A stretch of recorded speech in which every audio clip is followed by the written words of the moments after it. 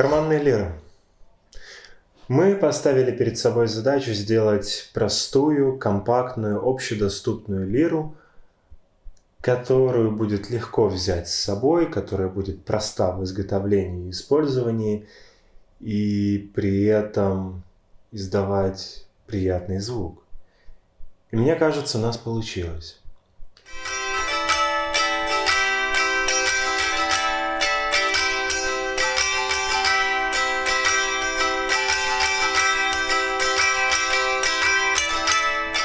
Всех приветствую, меня зовут Николай. Мы находимся в мастерской музыкальных инструментов «Перекресток». И в этом видео я хотел бы рассказать немножко о наших карманных лирах, о том, что вы получаете, когда ее приобретаете, как ее обслуживать, как ее настраивать и как с ней взаимодействовать. Комплект поставки очень прост. Вы получаете лиру. Вместе с лирой идет небольшая стартовая инструкция и маленький компактный настроечный ключ. По запросу мы можем еще доукомплектовать инструмент дополнительными комплектами струн и мешочком для хранения инструмента. Что из себя представляет карманная лира? В первую очередь это простой цельнодеревянный корпус. Мы его делаем из ольхи, вскрываем натуральным восковым покрытием. В принципе, это все. В этот деревянный корпус мы вставляем металлические штифтообразные колки, делаем пазы, вставляем два порожка из микарты, которые дают нам продолжительное звучание струны, и мелкую необходимую фурнитуру для того, чтобы струну одевать на инструмент было легко и комфортно. Теперь коротко о том, что вам понадобится для того, чтобы начать играть.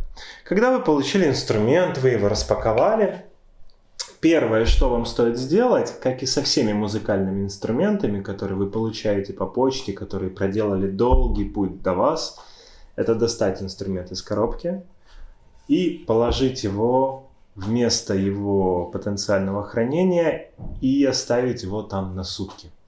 Чтобы лира, чтобы дерево адаптировалось к новым атмосферным условиям, к новой влажности, к новой температуре и так далее. После того вы можете брать лиру, брать настроечный ключ, и еще вам понадобится тюнер. Самый простой вариант – это использовать приложение на вашем смартфоне. Я предпочитаю вот эти два. Более усложненный вариант – это хроматический тюнер как отдельный девайс, который идет со стрелочной индикацией или с любой другой индикацией. Главное, чтобы он был хроматический. На сегодняшний день я использую две основные настройки. Это пентатоника, более низкая, и более высокая. В целом ограничений по настройке нет. Ограничений по тому, какие струны вы будете ставить, также нет. Вы можете использовать любой строй, вы можете использовать любые струны, какие пожелаете, или руководствоваться базовыми настройками лиры в том виде, в каком она к вам приезжает.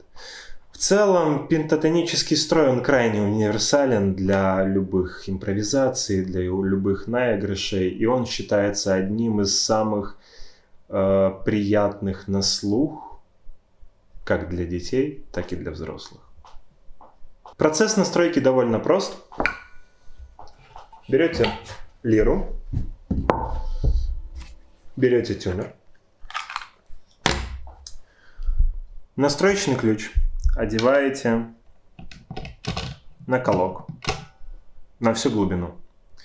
Когда мы крутим по часовой стрелке, нота повышается.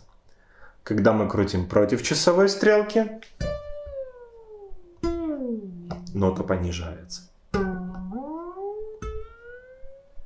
Соответственно, базовый строй указан в инструкции. Для конкретной этой лиры первая струна у нас настраивается в D5.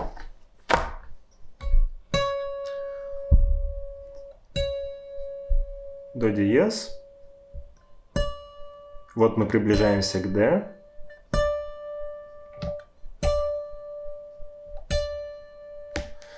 В целом струну можно считать настроенной. Погрешность в пару центов плюс или в минус редко ощутима на слух. Весь процесс настройки выглядит следующим образом.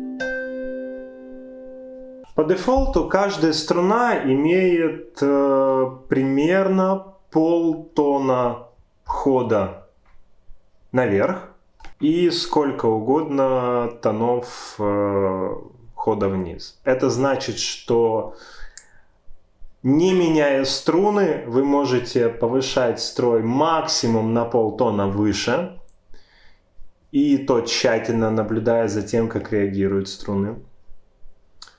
Ниже вы настраивать их можете как угодно, единственное, чтобы звук вас удовлетворял. Струны.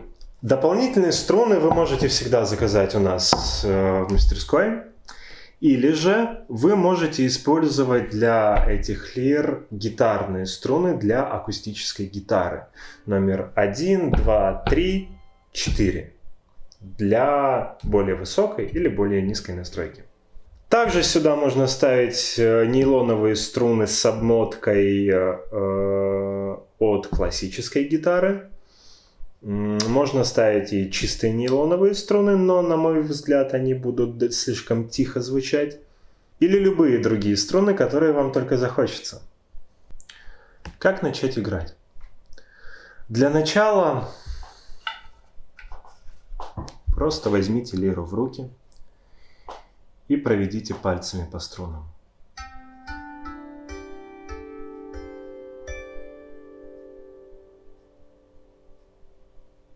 И слушайте. Самое важное – это слушать.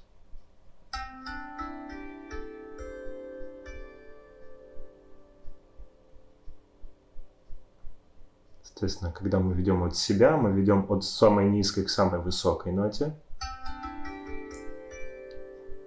Когда мы ведем на себя, мы ведем от самой высокой к самой низкой.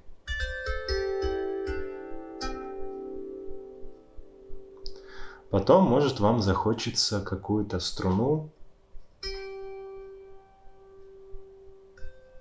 щипнуть отдельно.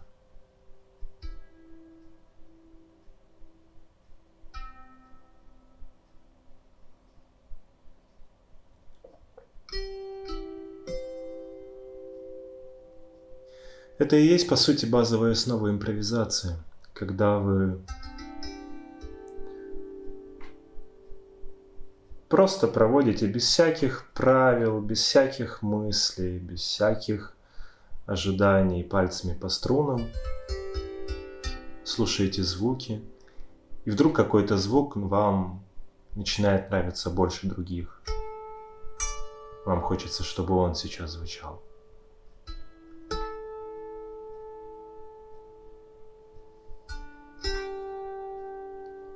Затем пробуйте комбинировать сочетание звуков. То есть щипать уже не по одной струне, а по несколько. Например, по две. По две через одну.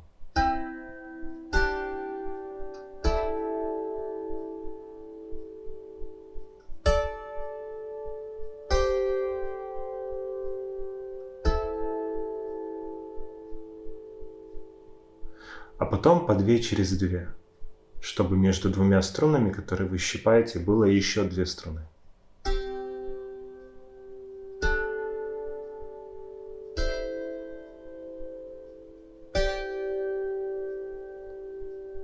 А потом через 3.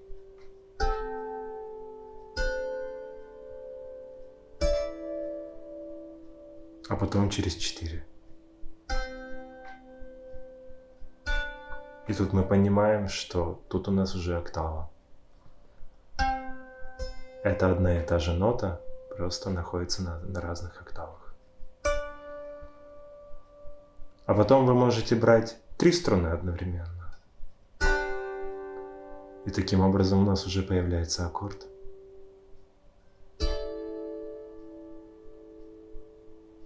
А можно щипать эти 3 струны, но отдельно.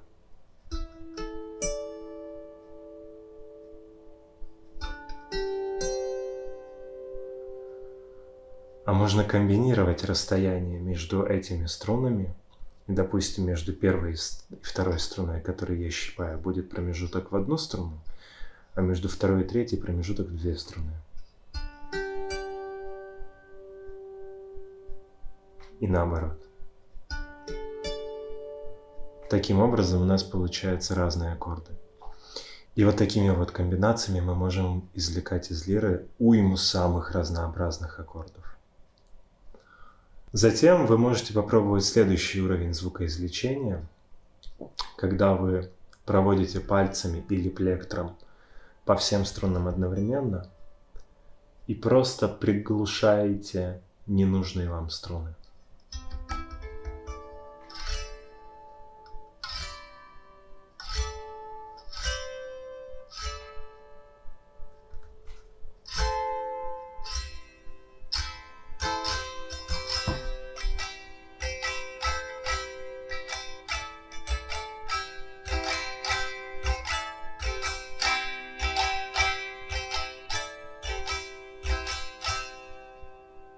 Таким образом у нас также получаются аккорды. Но при таком способе игры я бы крайне рекомендовал использовать плектор. В качестве плектора подойдет любая гибкая пластиковая палочка, но удобнее всего будет взять самый мягкий гитарный медиатор.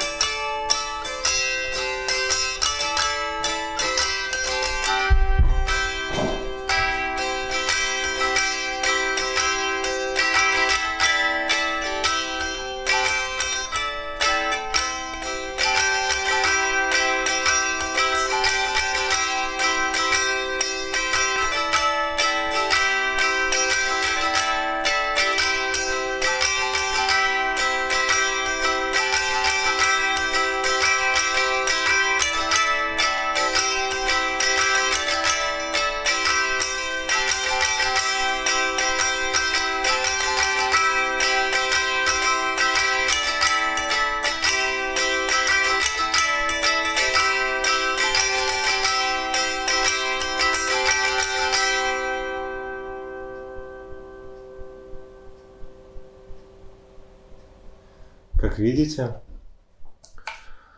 с каждым пунктом возможностей звукоизвлечения становится все больше и больше. Но есть еще один уровень звукоизвлечения на лире, так называемая новая игра плюс. Это флажолеты. Флажолет мы находим посередине струны.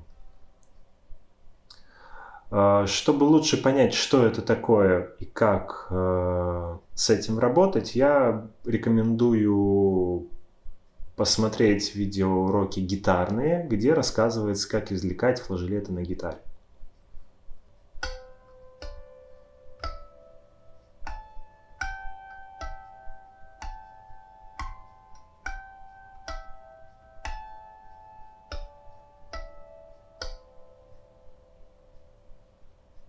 Флажолет дает нам ноту на октаву выше основной ноты. Таким образом, из 7 струн мы можем извлекать 14 нот и невероятное множество аккордов. Все ограничивается лишь нашей фантазией и практикой. Потому что вся эта техника, она требует регулярной практики. Если вы будете регулярно практиковаться, регулярно играть на своем музыкальном инструменте, вы достигнете небывалых высот. Но также не стоит забывать, что лира – это очень популярный инструмент. И вы сможете найти уйму видео, уйму инструкций, туториалов о том, как играть на лире, как звукоизвлекать на лире, какие мелодии можно играть на лире в определенных настройках. В общем, информации уйма. Я сказал все, что я хотел сказать. Благодарю вас. Если же у вас остались какие-то еще вопросы, не стесняйтесь, оставляйте их в комментариях или пишите мне в личные сообщения, и я с радостью на них отвечу. Пока.